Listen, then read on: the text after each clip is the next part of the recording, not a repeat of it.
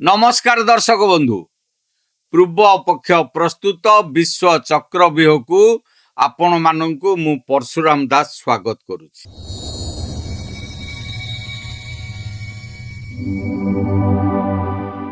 दर्शक बंधु प्रकृतिर एक अलिखित नियम रही। आपण जदि अन्य पाई गात खोलिबे दिने ना दिने सेही गातरे निजे ही पड़िबे। आज पाकिस्तान अवस्था ठीक सेया होईछि। जो आतंकवाद को पाकिस्तान दिने भारत एवं अन्य पड़ोसी देश मान को बर्बाद करबा पई एक अस्त्र भावे व्यवहार करुथिला। आज से आतंकवाद कला नियारे पाकिस्तान निजे जली पोड़ी छारखार हेबाकू बसिलानी। पाकिस्तान सबुठारु बड़ आर्थिक राजधानी कुआ जाउथिबा कराची सहर भितरे एक अत्यंत भयंकर एवं छाती दोहलाई देला भली आत्मघाती आतंकवादी आक्रमण होइछि। एही आक्रमण कोनोसी साधारण स्थान रे होई नाही, बरं सीधा सड़क पाकिस्तान अर्धसामरिक बाहिनी पाकिस्तान रेंजर्स सिंध हेडक्वार्टर उपरे करा जाइछि। आउ एही भयंकर आक्रमण परे पाकिस्तान सेना एते पागल होई जाइछि जे से तुरंत अफगानिस्तान सीमा भीतर पसी एयर स्ट्राइक एवं भारी गोला वर्षा आरंभ कर देछि। आज आम आलोचना करिबा केमिति कराची रो हेडक्वार्टर भीतर को गाड़ी पुराई बोमा विस्फोरण करागला। पाकिस्तान केमिति निज मृत सैनिकों संख्या को लुचाउछि, केमिति अमेरिकार डॉलर लोभरे पाकिस्तान निज को बर्बाद कर चली।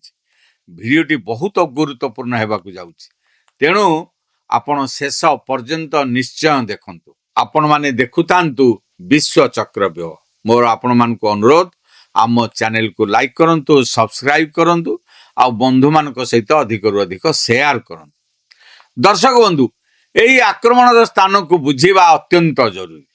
कराची कोनोसी अफगानिस्तान किंबा भारत सीमांत रे थिबा शहर नुहे, यह पाकिस्तान रो बहुत भितर थिबा एक अंचल, सेठाकार सबुठारु बड़ फाइनेंशियल कैपिटल। जदि आतंकवादी माने बॉर्डर डेप्थ एरिया अर्थात देश भीतर अंचल को पसी एभली सामरिक प्रतिष्ठान उपरे आक्रमण करि पारुचंती, तेबे पाकिस्तान रो आभ्यंतरीण सुरक्षा व्यवस्था जे संपूर्ण भावे फेल मारिछि, यह तार सबुठारु बड़ प्रमाण। मिलिथिबा सूचना अनुसार एही आक्रमण अत्यंत योजनाबद्ध भावरे दुईटी पर्याय होइथिला। प्रथम पर्याय एक विस्फोरक बोझेई गाड़ी कराची पाकिस्तान जोहर स्थित पाकिस्तान रेंजर सिंध हेडक्वार्टर मुख्य गेट सामने पहुंची थिला। सेठारे गाड़ी जांच हेबा पूर्व ही आत्मघाती चालक गाड़ी को सुरक्षा गेट भीतर को सीधा पुरई दी एक प्रकांड विस्फोरण करिथिला। प्रत्यक्षदर्शी कहवा अनुसार यही धमाका एते भयंकर थिला जे सेही समग्र अंचल रे एक बड़ भूकंप आसीगला भली अनुभूत होइथिला। विस्फोरण हेबा मात्र गेट रे थिबा सुरक्षा बाहिनी संपूर्ण ध्वंस हो जाइथिला। एहार सुजोग नहीं गाड़ी पछरे थिबा अन्य स्वयंचालित AK-47 राइफलधारी आतंकवादी माने अंधाधुंध गुली चालना करी हेडक्वार्टर परिसर भीतर को पसी जाइथिले। सेमानंकर मूल लक्ष्य थिला सेठारे थिबा बाकी सैनिकों को बंधक बनाइबा एवं यही लड़ाई को दीर्घ समय धरी चलाई विश्व गणमाध्यम दृष्टि आकर्षण करवा। पाकिस्तान प्रशासन दाबी करिछि जे मात्र 15 मिनिट भितरे सेमाने समस्त आतंकवादी को न्यूट्रलाइज कर दैछन्ति, किंतु इतिहास कहूछि जे हेडक्वार्टर भितरे पसिथिबा फिदाई आतंकवादी सह लड़ीबा एते सहज नुहे। पाकिस्तान सेना एते मध्य प्रोफेशनल नुहे जे 15 मिनिट भितरे सबु सफा करदेव। निश्चित भावे पाकिस्तान एठारे मध्य निजर बड़ विफलता को लुचेइबा को अपचेष्टा करुछि। पाकिस्तान रो सबुठारु बड़ एवं खराब कथा हेउछि जेतेबेले भी तार सैनिक माने कोनोसी आक्रमण रे मरंती, से केबे भी प्रकृत संख्या सारा दुनिया सामने स्वीकार करे नाही। कारण प्रकृत संख्या सामना को आसिले पाकिस्तानी जनता सामने सेमानंक सेनार पॉपुलारिटी एवं मानसिकता संपूर्ण भांगी पड़िबो। एही आक्रमण रे मध्य पाकिस्तान सेया ही करुछि। पाकिस्तान रो ऑफिशियल स्टेटमेंट ଏବଂ ରଇଟର୍ସ ଭଳି ଆନ୍ତର୍ଜାତିକ ସଂସ୍ଥାଗୁଡ଼ିକ କହୁଛନ୍ତି ଯେ ଏହି ଆକ୍ରମଣରେ ମାତ୍ର 3 ଜଣ ପାକିସ୍ତାନୀ ରେଞ୍ଜର ସୈନିକ ପ୍ରାଣ ହରାଇଛନ୍ତି ଏବଂ 4 ଜଣ ଆହତ ହୋଇଛନ୍ତି। କିନ୍ତୁ ସ୍ଥାନୀୟ ସୋସିଆଲ ମିଡିଆ ଏବଂ ପଡ଼ୋଶୀ ଲୋକମାନଙ୍କ ସୂତ୍ରରୁ ମିଳିଥିବା ସୂଚନା ଅନୁସାରେ ଅତି କମରେ 11 ଜଣ ସୈନିକଙ୍କ ମୃତ୍ୟୁ ହୋଇଥିବା ଜଣାପଡ଼ିଛି। ତେବେ ଏହି ଆକ୍ରମଣ ପାଇଁ ଦାୟୀ କିଏ? ପାକିସ୍ତାନ ତାଲିବାନ ଅର୍ଥାତ୍ ଟିଟିପି ସହ ଜଡ଼ିତ ଏକ କଟ୍ଟରପନ୍ଥୀ ଆତଙ୍କବାଦୀ ସଂଗଠନ ଜମାତୁଲ ଅହରାର ଏହି ଆକ୍ରମଣର ସମ୍ପୂର୍ଣ୍ଣ ଦାୟିତ୍ୱ ଗ୍ରହଣ କରିଛି। ବିଗତ ଅନେକ ବର୍ଷ ହେବ ଏହି ଜମାତୁଲ ଅହରାର ସଂଗଠନଟି ସମ୍ପୂର୍ଣ୍ଣ ଭାବେ ଥଣ୍ଡା ପଡ଼ିଯାଇଥିଲା। ସେମାନଙ୍କର କୌଣସି ବଡ଼ ଅପରେସନ ବିଗତ ଦିନରେ ଦେଖିବାକୁ ମିଳୁନଥିଲା। ଏମିତି ଲାଗୁଥିଲା ଯେ ସେମାନଙ୍କର ସଦସ୍ୟମାନେ ଅଲ୍ କାଏଦା କିମ୍ବା ISIS ଭଳି ଅନ୍ୟ ସଂଗଠନକୁ ଚାଲି ଯାଇଛନ୍ତି କିମ୍ବା ପାକିସ୍ତାନ ସେନା ଅପରେସନ କରି ସେମାନଙ୍କୁ ସମ୍ପୂର୍ଣ୍ଣ ଖତମ କରିଦେଇଛି। କିନ୍ତୁ ଏତେ ବର୍ଷ ପରେ ହଠାତ୍ ଏହି ଆତଙ୍କବାଦୀ ସଂଗଠନ କେମିତି ପୁଣି ଥରେ ଜୀବନ୍ତ ହେଲା? କରାଚି ଭଳି ହାଇ ସିକ୍ୟୁରିଟି ଜୋନରେ ଏତେ ବଡ଼ ଆତ୍ମଘାତୀ ଆଟାକ୍ କରିଦେଲା। ଏମାନଙ୍କୁ ପଛପଟୁ କିଏ ପାଣ୍ଠି ଏବଂ ହତିଆର ଯୋଗାଉଛି ତାହା ଏବେ ସବୁଠାରୁ ବଡ଼ ପ୍ରଶ୍ନ। କରାଚିରେ ଏଭଳି ଆକ୍ରମଣ ପ୍ରଥମ ଥର ନୁହେଁ। କରାଚିର ଆତଙ୍କବାଦୀ ସହ ଏକ ପୁରୁଣା ଏବଂ ରକ୍ତାକ୍ତ ଇତିହାସ ରହିଛି। 2024 ଅକ୍ଟୋବର 6 ତାରିଖରେ କରାଚି ଏୟାରପୋର୍ଟ ନିକଟରେ ଚାଇନିଜ ଇଞ୍ଜିନିୟରଙ୍କ କନ୍ଭୟ ଉପରେ ଆତ୍ମଘାତୀ ଆକ୍ରମଣ ହୋଇଥିଲା, ଯେଉଁଥିରେ 2 ଜଣ ଚାଇନିଜ ନାଗରିକ ମୃତ୍ୟୁବରଣ କରିଥିଲେ। 2023 ଫେବୃଆରୀ 17ରେ କରାଚି ପୋଲିସ ଅଫିସ ଉପରେ ଭୟଙ୍କର ଆତଙ୍କବାଦୀ ଆକ୍ରମଣ ହୋଇଥିଲା, ଯେଉଁଥିରେ 5 ଜଣଙ୍କ ମୃତ୍ୟୁ ହୋଇଥିଲା। 2022 ଏପ୍ରିଲ 26ରେ କରାଚି ୟୁନିଭର୍ସିଟି ବାହାରେ ବଲୁଚିସ୍ତାନ ଲିବରେସନ ଆର୍ମିର ଜଣେ ଶିକ୍ଷିତ ମହିଳା ଆତ୍ମଘାତୀ ବୋମା ବିସ୍ଫୋରଣ କରିଥିଲେ, ଯେଉଁଥିରେ 3 ଜଣ ଚାଇନିଜ ଶିକ୍ଷକ ପ୍ରାଣ ହରାଇଥିଲେ। 2020 ଜୁନ 2 ତାରିଖରେ ପାକିସ୍ତାନ ଷ୍ଟକ୍ ଏକ୍ସଚେଞ୍ଜ ଉପରେ ବଡ଼ ଧରଣର ସଶସ୍ତ୍ର ଆକ୍ରମଣ ହୋଇଥିଲା। ଏହି କରାଚି ରେଞ୍ଜର୍ସ ଉପରେ ଆକ୍ରମଣ ପରେ ମଧ୍ୟ ପାକିସ୍ତାନର ସ୍ୱରାଷ୍ଟ୍ର ମନ୍ତ୍ରୀ ମହସିନ ନକଭି ବିନା କୌଣସି ପ୍ରମାଣରେ ଏହାର ଲିଙ୍କ ଭାରତ ସହ ଯୋଡ଼ିବାକୁ ଅପଚେଷ୍ଟା କରିଛନ୍ତି।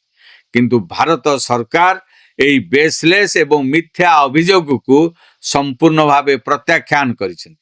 ଭାରତ ସ୍ପଷ୍ଟ ଭାବେ କହିଛି ଯେ ଆତଙ୍କବାଦୀ ଅନ୍ୟ ଆଡ଼କୁ ଆଙ୍ଗୁଠି ନ ଦେଖାଇ ନିଜ ଭିତରକୁ ଚାହୁଁ, ଅର୍ଥାତ୍ ଲୁକ୍ ଇନୱାର୍ଡ କରୁ ଏବଂ ତା ମାଟିରେ ଥିବା ଆତଙ୍କବାଦୀ ସାମ୍ରାଜ୍ୟ ବିରୁଦ୍ଧରେ କାର୍ଯ୍ୟାନୁଷ୍ଠାନ ଗ୍ରହଣ କରୁ।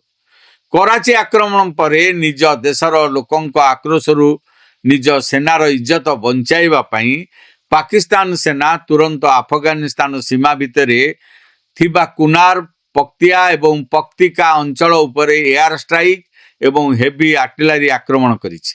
ପାକିସ୍ତାନ ଦାବି କରିଛି ଯେ ସେମାନେ 29 ଜଣ ଟିଟିପି ଆତଙ୍କବାଦୀଙ୍କୁ ମାରି ଦେଇଛନ୍ତି। ପାକିସ୍ତାନ ଦିନ ରାତି ଦୁନିଆ ସାମ୍ନାରେ କାନ୍ଦି କହେ ଇସ୍ରାଏଲ ଗାଜାରେ ଅତ୍ୟାଚାର କରୁଛି, ମହିଳା ଓ ଶିଶୁମାନଙ୍କୁ ମାରୁଛି।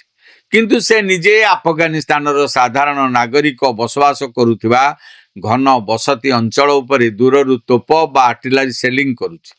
ନିକଟରେ ପାକିସ୍ତାନର ସେନା ମୁଖ୍ୟ ଆସିମ ମୁନିରଙ୍କୁ ଆମେରିକାର ହ୍ୱାଇଟ୍ ହାଉସକୁ ଲଞ୍ଚ ପାଇଁ ନିମନ୍ତ୍ରଣ କରାଯାଇଥିଲା।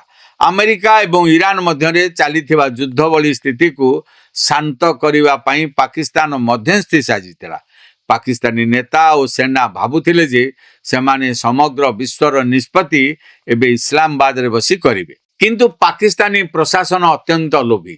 ଆମେରିକା ଯେତେବେଳେ ବି ପାକିସ୍ତାନ ଆଡ଼କୁ କୌଣସି ଡଲାରର ହାଡ଼ ଫିଙ୍ଗି ଦିଏ, ପାକିସ୍ତାନୀ ସେନା ନିଜର ବିବେକ ହରାଇ ବସେ।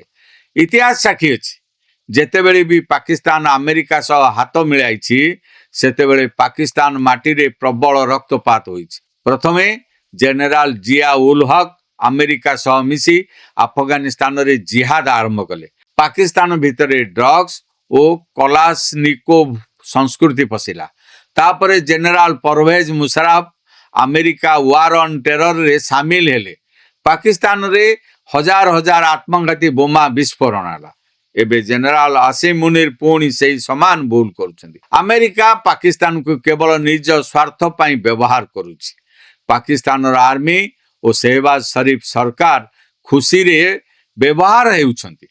हिलारी क्लिंटन बहु वर्ष पूर्वे पाकिस्तान आसी एक ऐतिहासिक कथा कही जदि तुम्हें तुम घर पछपटे यह भावी साप पालिब जे से माने केवल तुमर पड़ोशी को काटिबे तेबे सेही भूल धारणा रे रुह नाही सेही साप दिने ना दिने तुमको मध्य दंशन करिवे। आज टीटीपी एवं जमात उल अहरार रूपक सेही साप पाकिस्तान को ही ग्रास करुछि। तेबे दर्शक बंधु पाकिस्तान आज जो संकट दे गति करुछि तार निज कर्मर फल जो आतंकवाद को से भारत विरुद्ध रे अस्त्र करिथिला आज तार निज सैन्य मान जीवन नेउछि।